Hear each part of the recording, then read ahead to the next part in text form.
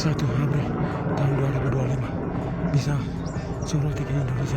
Ketegangan di wilayah konflik Papua kembali meningkat. Komando Nasional Tentara Pembebasan Nasional Papua Barat melaporkan bahwa militer Indonesia telah menurunkan pasukan dan logistik militer di distrik Oksop, Kabupaten Pegunungan Bintang, Senin 21 April 2025. Laporan resmi Kodap 35 Bintang Timur melalui juru bicara TPNPB Sebi Sambo mengklaim 2 helikopter militer melakukan pendaratan strategis, 1 di lapangan terbang misi Onaris dan lainnya di area kantor distrik Oksop. 2 helikopter itu menurunkan pasukan bersama logistik dan mereka segera menempati gereja serta kantor distrik untuk dijadikan basis pertahanan mereka dari kemungkinan serangan TPNPB. Sebi Sambo terkait penggunaan fasilitas sipil sebagai basis mengatakan tindakan ini merupakan pelanggaran terhadap hukum humaniter internasional dan norma keagamaan. Situasi di wilayah Oksop masih mencekam. Warga sipil yang mengungsi sejak Desember 2024 dikabarkan belum kembali ke kampung halaman mereka karena kekhawatiran terhadap potensi kekerasan, penangkapan, dan pembunuhan. TPNPB juga menyerukan agar Presiden Prabowo Subianto dan otoritas militer Indonesia menghentikan penggunaan senjata berat seperti mortir,